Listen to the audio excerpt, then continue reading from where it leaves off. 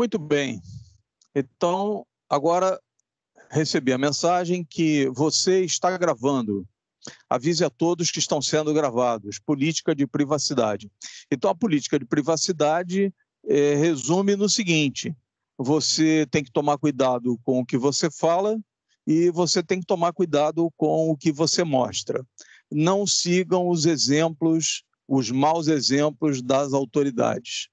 Então é isso, a recomendação é se comportar diferente das autoridades, né? E então eu começo aqui. Da aula passada, eu apresentei, na aula passada, quinta-feira, hoje, dia 4 de março de 2021, 19 horas, já são 19 horas e 11 minutos, 353º dia da quarentena, desde o dia 16 de março de 2020. Essa é a 4CELT 2020.2, Tec 4, Tecnologia 4, e eu sou o Arídio. Prazer. Então, na aula passada,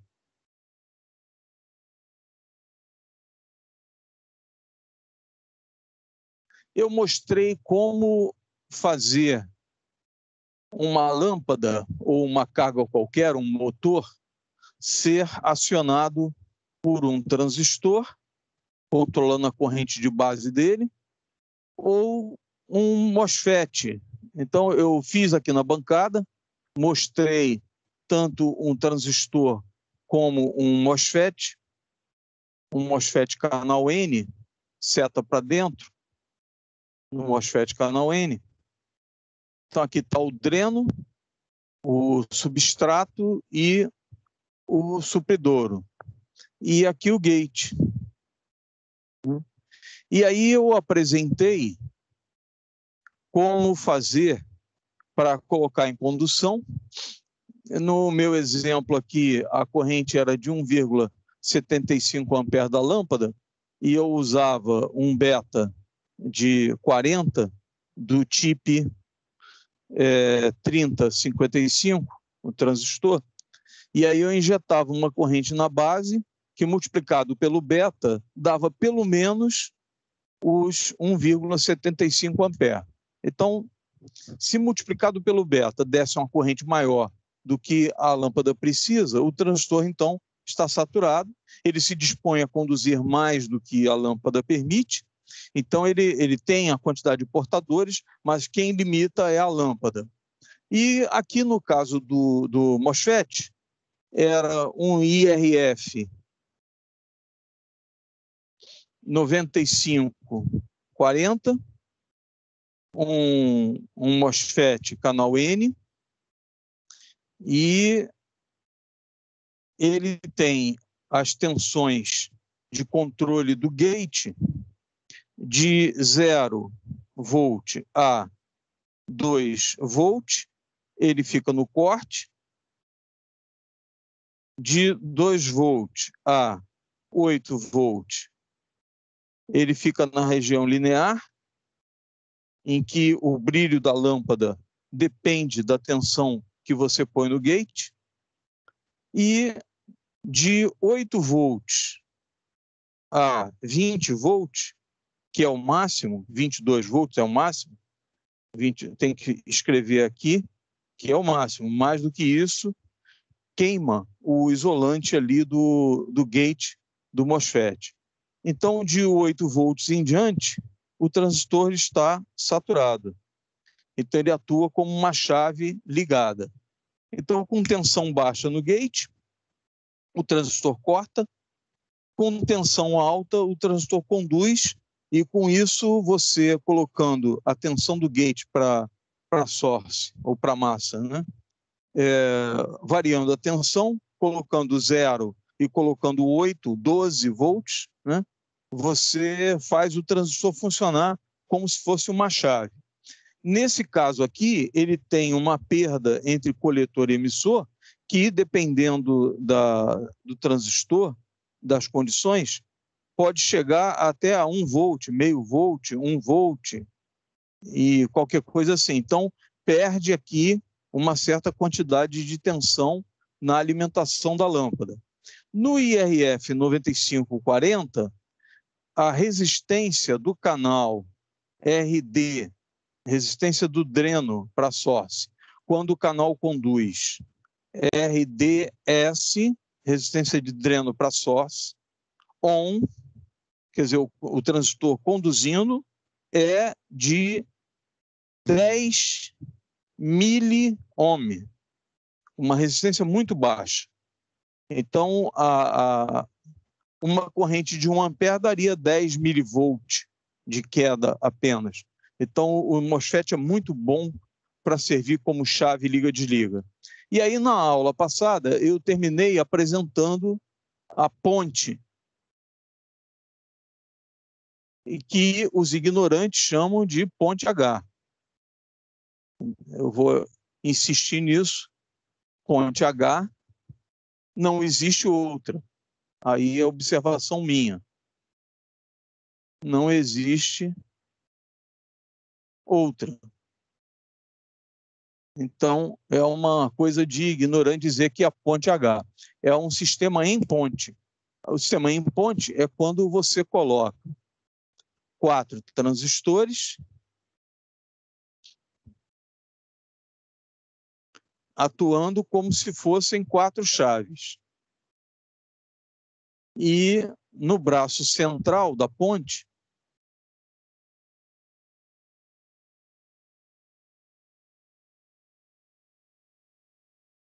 aqui está o braço central da ponte, aqui e aqui, tem o ramo lateral, aqui direito, o braço direito da ponte, o braço esquerdo da ponte, e no braço central da ponte você põe um motor, por exemplo, um motor de corrente contínua, um motor CC, de forma que, dependendo dos transistores que você faça conduzir, a corrente pode circular num sentido ou pode circular no outro sentido.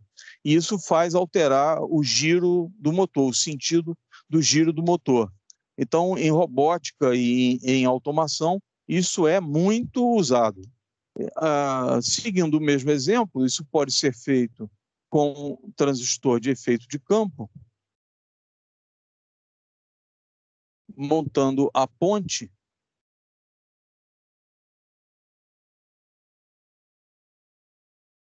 com 4 transistores. E você controla pelo gate de cada um, quando é que cada um deles vai conduzir. Então, aqui,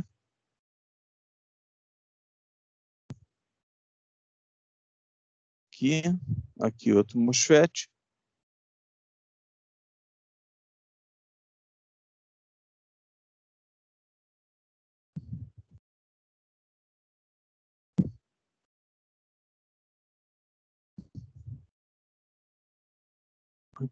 Aqui e aqui no braço central.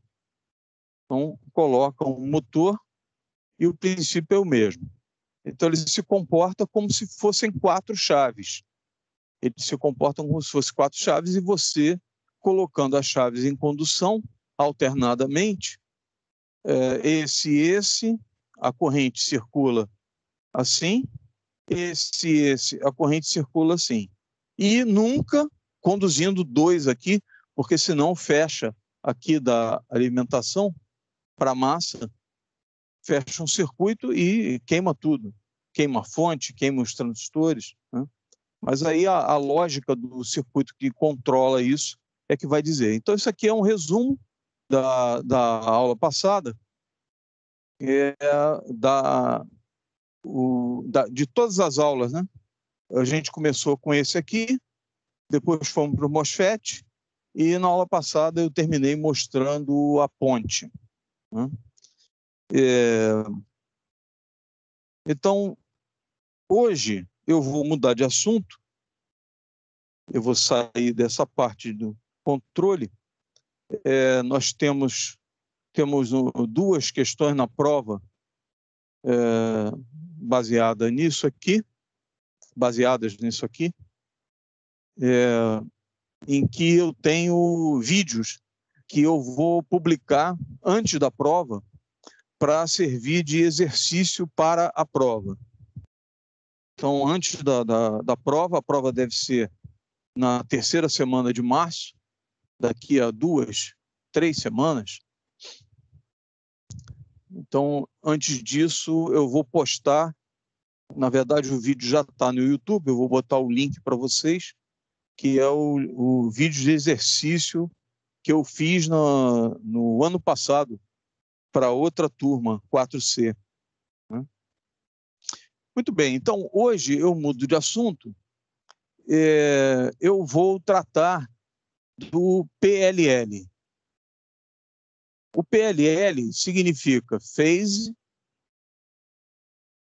Lock Loop. E numa tradução mais ou menos, né, no inglês macarrônico italiano, um loop é um elo, um laço, né, é uma volta. Lock é trava e fase. Então, é um elo de fase travada. Vou colocar aqui, elo de fase travada.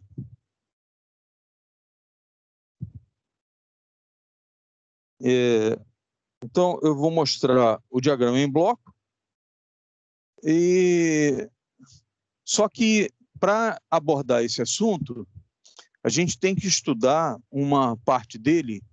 Eu vou botar o diagrama em bloco aqui, depois a gente vai estudar um pedaço de cada vez. E ele funciona assim: tem um VCO, que é um oscilador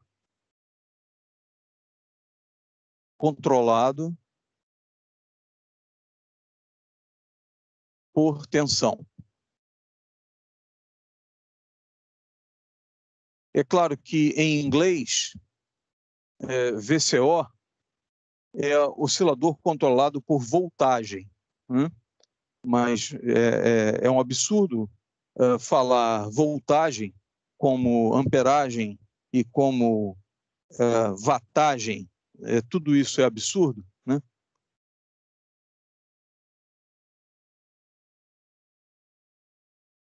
Então, a tradução correta é oscilador controlado por tensão.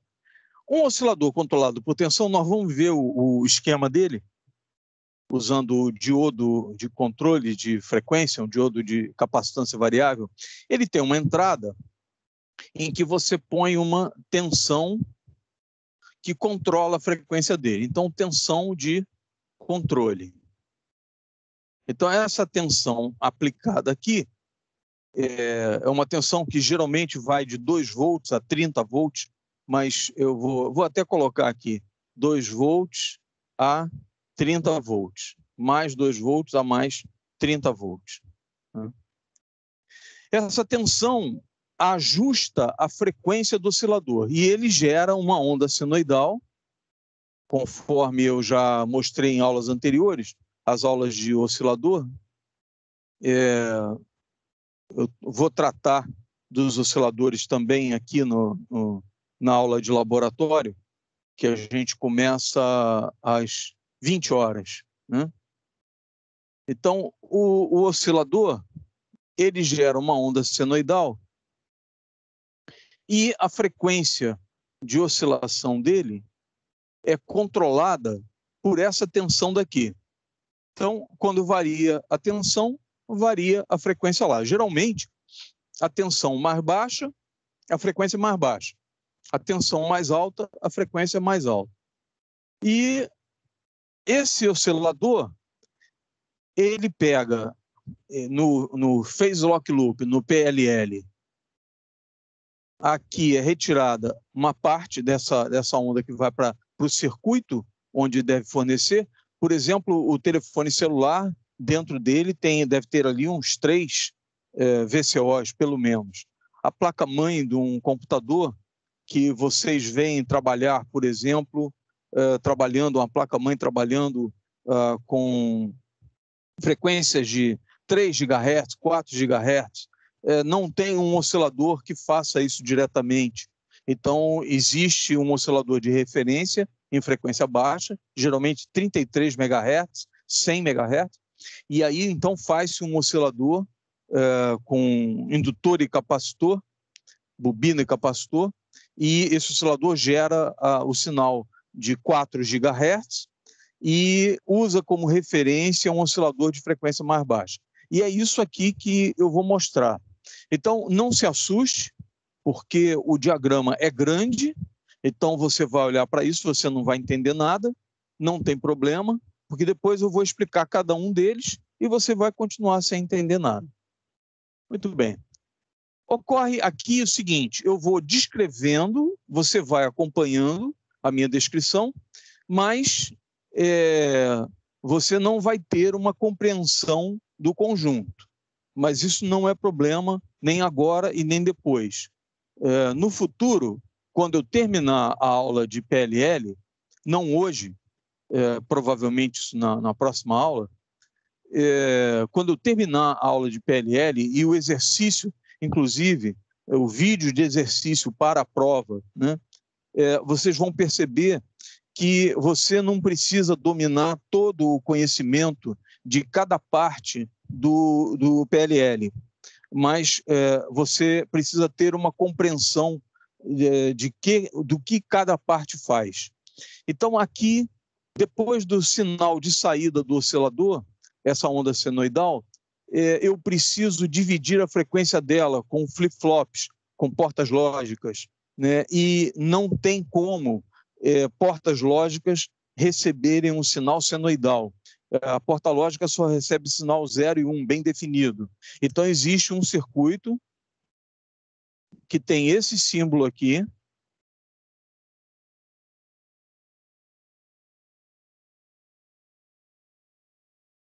esse símbolozinho aqui, que é um Schmitt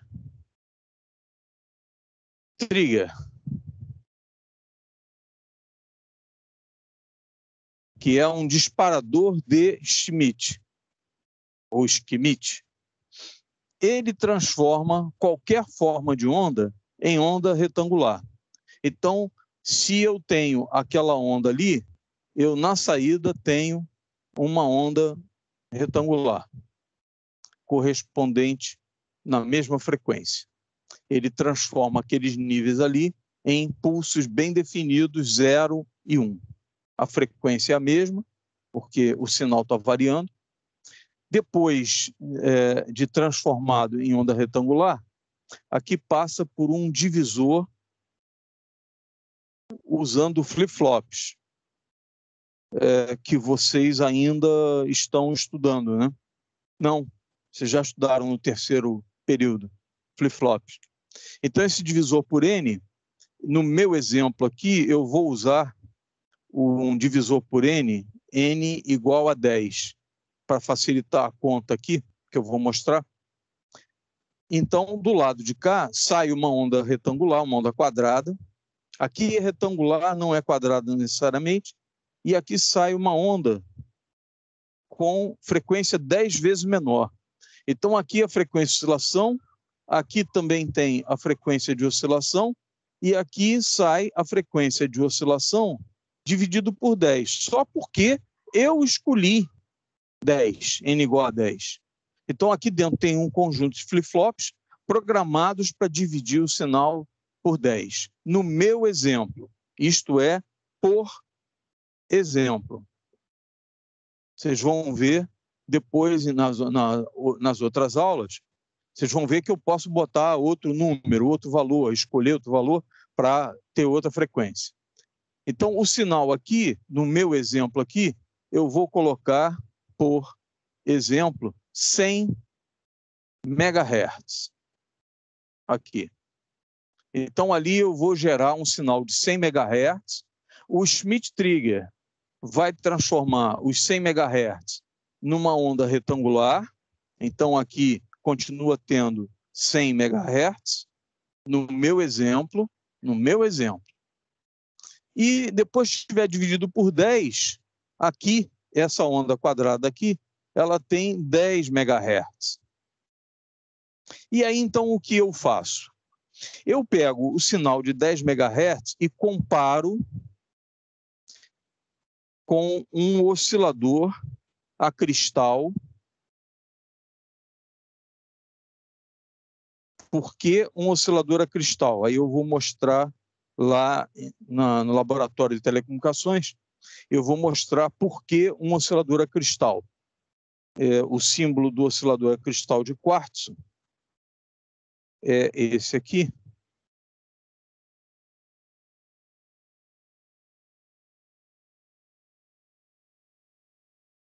E do lado dele está escrito a frequência de oscilação dele. O cristal é de quartzo porque ele é uma pedra de quartzo, que é um cristal muito bonito até, né? Você encontra, aqui no Brasil tem muito, então você encontra nas lojas, essas lojas de pedras brasileiras, né? As lojas de produtos esotéricos costuma ter muito o cristal de quartzo, o transparente, o cristal de quartzo rosa, muito bonito também, né? E eles fazem, chegou um aviso que daqui a 10 minutos a ISS vai atravessar o céu. Deixa eu ver por onde que ela vai passar.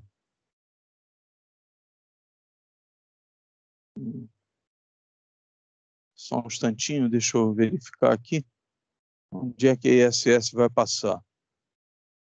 Se vocês correrem, se tiver bem visível, vocês podem correr aí fora agora. Não, magnitude meio.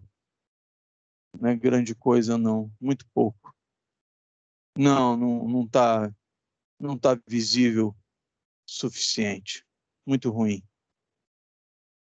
Então, nem vale a pena perder a aula. Não vale a pena perder a aula para ir lá. Tem um... Não vale a pena perder a aula para ir lá olhar a ISS, porque ela vai passar assim, ó. Aqui está o norte, aqui está o sul, aqui está o leste, aqui o oeste, né? Ela vai passar aqui assim.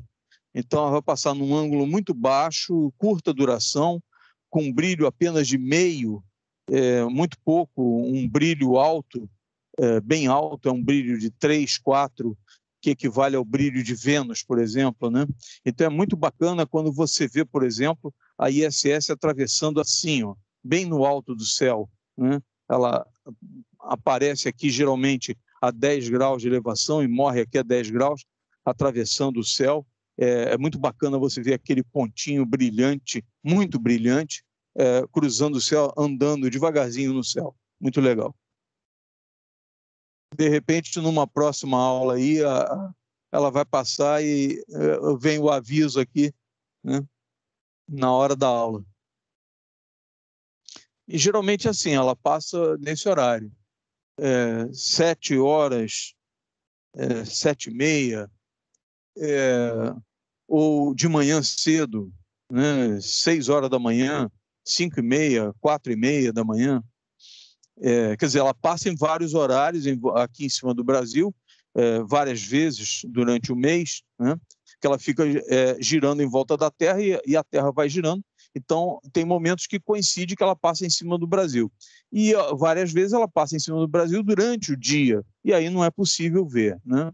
Porque ela aparece no céu como uma estrela brilhante, igual Vênus, que é um planeta, né, que não é uma estrela, mas é igual Vênus, como se você visse Vênus atravessando o céu rápido, né? Leva aí 4 minutos, 5 minutos para atravessar o céu na sua maior amplitude. Muito bem, então vamos voltar aqui. O VCO, que é o oscilador controlado por tensão, gerando uma onda senoidal. O meu exemplo, ele gerando uma onda de 100 MHz, né? Está na faixa de VHF. Um Schmitt trigger transforma a onda senoidal em onda retangular para poder aplicar nos flip-flops e dividir por uma quantidade que, no meu exemplo, eu estou colocando 10. E, nesse meu exemplo de 10, então, depois do divisor, tem um sinal com um período bem maior, né, com a frequência bem menor, 10 vezes, 10 MHz, e aí eu comparo com um sinal de 10 MHz padrão, feito com um cristal de quartzo que dá estabilidade. Eles pegam o cristal e cortam lâminas dele, e quando aplica tensão nessa lâmina, ela flexiona. E nessa flexão para um lado e para o outro, quando ela volta, ela gera uma tensão ao contrário. E essa tensão é usada para fornecer para o próprio amplificador do oscilador, e aí ele fica oscilando e gerando uma onda senoidal permanente, né? Regular. E é bastante estável em termos de temperatura, com variação de temperatura ao longo dos anos, né? Então é usado como referência para comparação num PLL. Quem compara a onda que vem do oscilador com a onda que vem do oscilador de referência aqui, quem compara a onda que vem do VCO dividida com a frequência de referência do oscilador a cristal, é uma porta lógica XOR. E ela é usada como comparador de fase.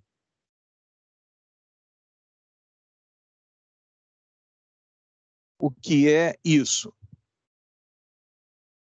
Os zeros e uns na saída, aqui, a onda quadrada daqui e a onda quadrada gerada pelo oscilador a cristal, são comparadas, e isso vai produzir uma série de zeros e uns na saída.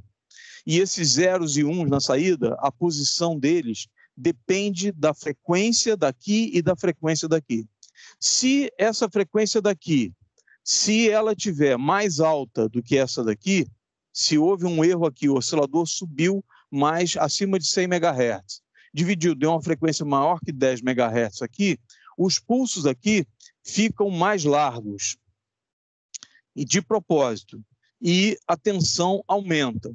Então, aqui entra num filtro, os pulsos entram num filtro aqui, que a gente chama de filtro integrador. Esses pulsos aqui, eles podem ser mais estreitos ou mais largos. Assim. Quando eles são mais estreitos, a tensão média aqui, tensão média, ela varia e fica uma tensão baixinha. Quando os pulsos estão mais largos, na saída da porta lógica, a tensão média aqui fica mais alta, porque como os pulsos duram um tempo maior, então a tensão média sobe.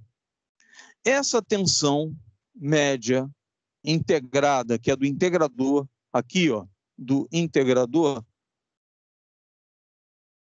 ele integra os pulsos e produz uma tensão aqui. Ele armazena as cargas dos pulsos no capacitor, e se os pulsos forem largos, a tensão no capacitor sobe. Se os pulsos forem estreitos, a tensão no capacitor desce. Então, se a tensão sobe e a tensão desce, essa tensão é usada para controlar o oscilador.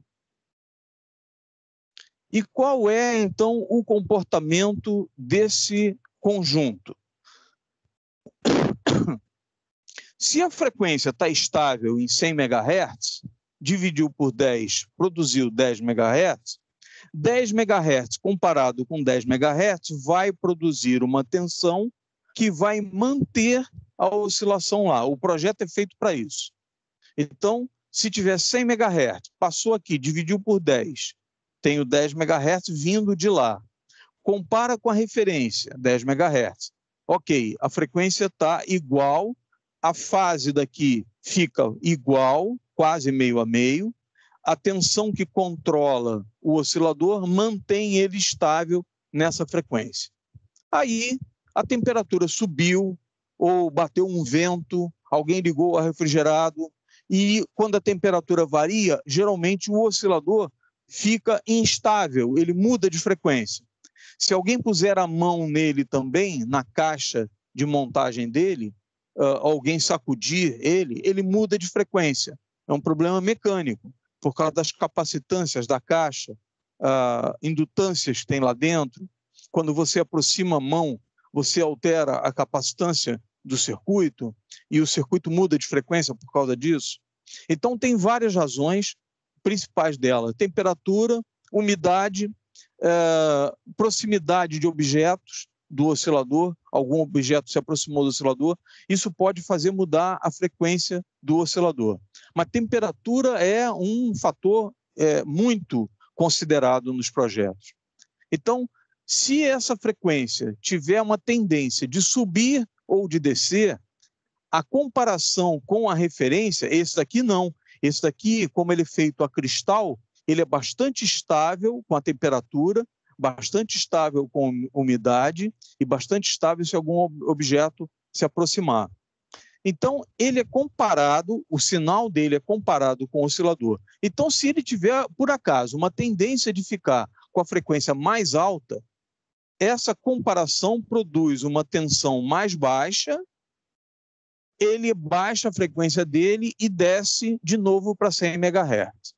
Se a tendência for de mudar a frequência dele e ele vira abaixo de 100 MHz, quando ele vem abaixo de 100 MHz, a comparação produz uma tensão mais alta que faz com que ele corrija e levante a frequência para 100 MHz de novo.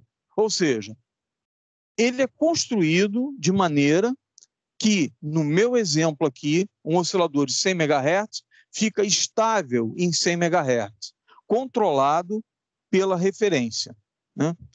Você pode perguntar, se é para fazer um oscilador estável em 100 MHz e o oscilador a cristal já é estável quando ele é cortado, lapidado para oscilar na frequência certa, bastaria botar o cristal oscilando em 100 MHz. Perfeito. Bastaria você botar ele oscilando em 100 MHz e ele já seria um oscilador estável, não precisaria disso tudo. Só que tem um detalhe. Você já viu o rádio do teu telefone celular? Todo telefone celular tem rádio de FM, né? Se você nunca viu, é porque, por acaso, você não colocou em funcionamento o aplicativo de rádio do teu telefone celular. Mas todo telefone celular tem um rádio, receptor de FM, né? Você é obrigado a colocar o fone aqui, ó, colocar o fone, porque o fio do fone ele vai servir de antena, né? Vai servir, o fio do fone vai servir de antena para captação das estações, da onda eletromagnética das estações de rádio. Então, precisa ter o fone, normalmente. Mas quando você muda de estação, muda de sintonia, quando você muda de frequência, você geralmente corre na tela do telefone celular, deslizando, para escolher uma nova frequência. Ou então você manda ele buscar e ele muda o oscilador local dele, do rádio dele, até localizar a próxima emissora de rádio. E aí, quando encontra, ele trava e para nela. Quem muda de frequência é um PLL que tem dentro do telefone celular dedicado ao receptor de FM. Quando você desliza a tela do telefone celular mudando de frequência para mudar de uma estação de rádio para outra, o que você está mudando é o número N do divisor de frequência. A referência está sempre estável, por exemplo, em 10 MHz. Se você puser N igual a 10, ele vai produzir uma tensão que vai fazer com que o oscilador gere uma frequência de 100 MHz. Por quê? Porque 100 MHz dividido por 10 dá uma frequência igual à da referência. Se eu mudar N para 11, a frequência que vai ser estável será 110 MHz, porque 110 MHz dividido por 11 produz 10 MHz. 110 dividido por 11 igual a 10. 10 MHz aqui do divisor de frequência, comparado com a referência, vai produzir uma tensão e vai manter o oscilador estável em 110 MHz, se N for igual a 11. Então, quando você muda de estação num receptor de automóvel, hoje em dia, por exemplo, todos eles são digitais, quer dizer, o controle de frequência é digital. Então, você vai ali na tela e toca na tela quando é cristal líquido, ou tem um botãozinho, seta para cima, seta para baixo, ou tem um botãozinho para você girar, aumentar a frequência, diminuir a frequência. O que você está fazendo no receptor de rádio é controlando o número N, dizendo qual o novo valor do divisor de frequência por N nessa mudança de frequência que você quer. E aí você mudando o valor de N, muda a frequência do oscilador do rádio e você escolhe uma nova emissora para ouvir. Por isso, não só por isso, mas por isso que conhecer um PLL é tão importante.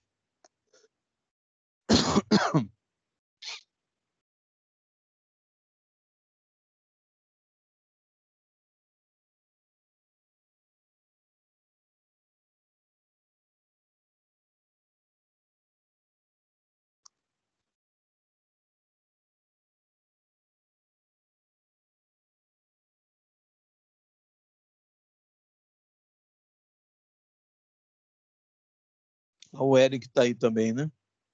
Lucas, Eric, Juliana e Osmar. Tá. Entrou agora? Tá. Muito bem. Por favor, prestem atenção. Se por acaso a imagem travar, e para mim ele já travou, deixa eu reiniciar aqui.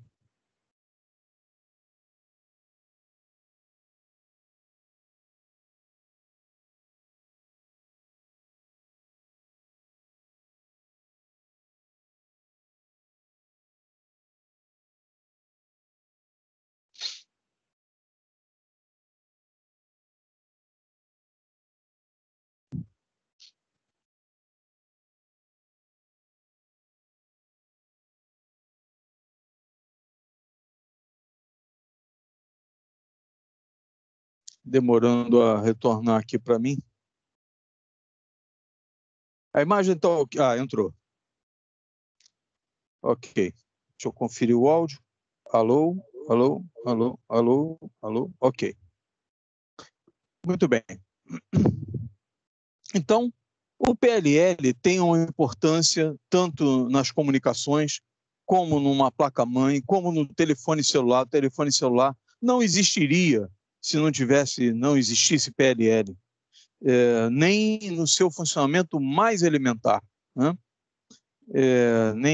Nem o seu computador, nem o seu rádio, nem a própria comunicação do telefone celular, ela depende muito do PLL.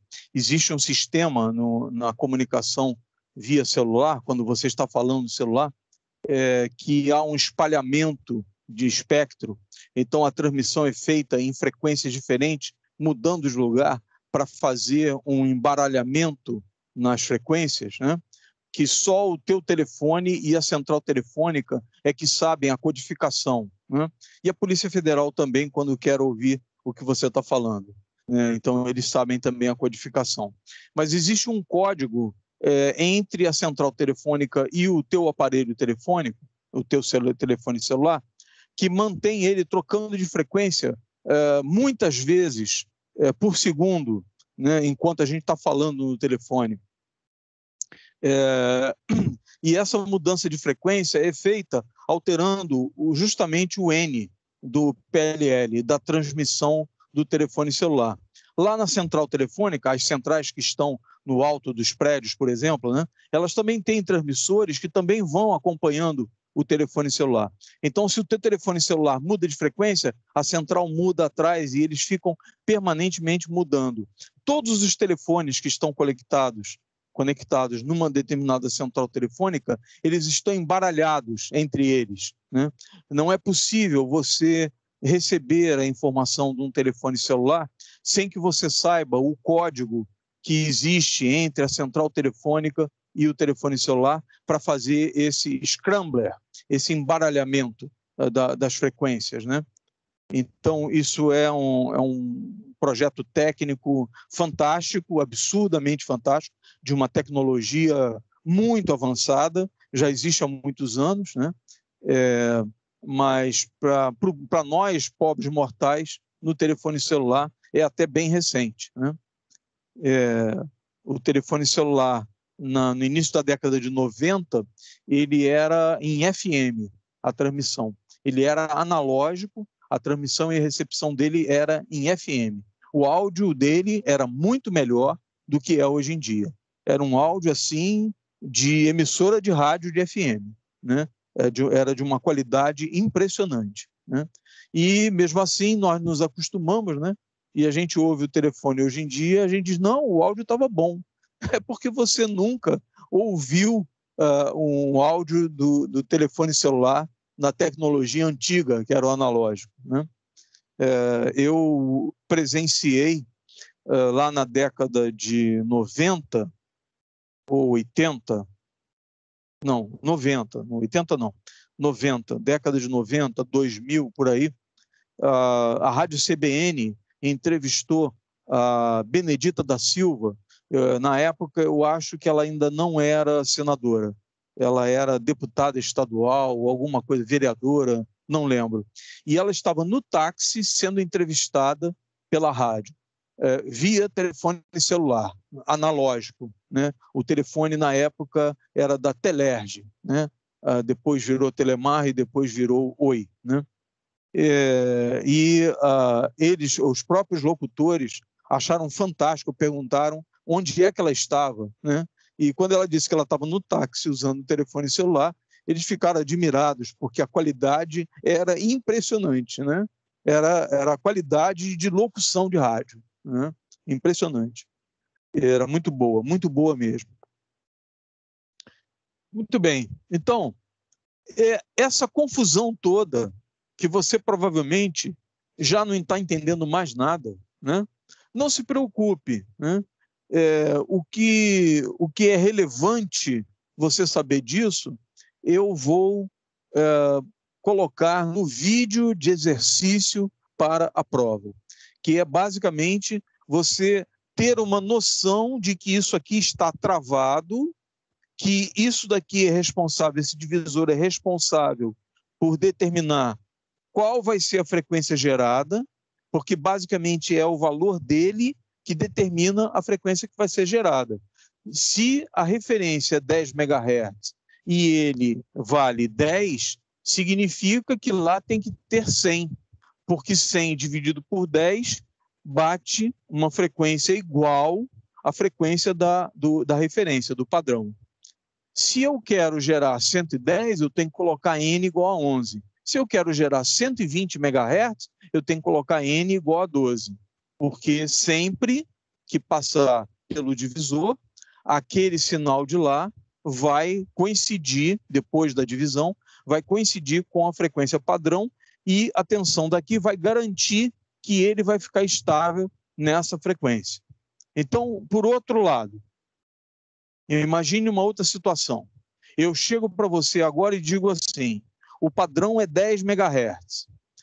Qual a frequência gerada se eu colocar N igual a 5? Basta você ver o seguinte, se N igual a 5, qual é a frequência que tem que ser gerada para que, quando comparar, dê frequência igual ao padrão? 50 MHz, porque 50 MHz dividido por 5 dá 10 MHz, que está igual ao padrão, a tensão daqui, então, vai manter os 10 MHz. Se eu mudar N de 5 para 6, lá muda para 60 MHz. E assim sucessivamente. Então, você vê que é uma matemática simples, né? É só você ver o valor de N, saber a referência, que você sabe qual tem que ser a tensão gerada lá, a frequência gerada lá no VCO, né? Bom, então, acabou, ninguém entendeu nada, né? E eu vou apagar isso tudo e nós vamos começar estudando oscilador, né? Sendo que eu não vou me prender muito no oscilador, porque eu vou dedicar algumas aulas de laboratório, que começam daqui a pouco, às 20 horas, a dedicar ao oscilador, né? Eu já tratei dos sinais, hoje eu vou falar de decibel, dBm e dB micro, e vou partir para o osciloscópio e para os geradores de sinais de ondas de rádio, ondas eletromagnéticas, ondas na frequência de rádio, né? Então, agora aqui eu vou apagar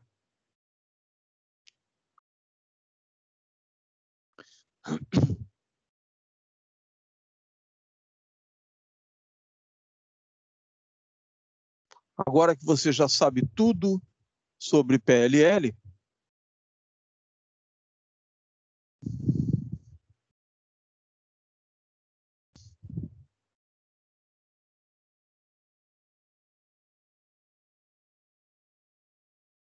muito bem.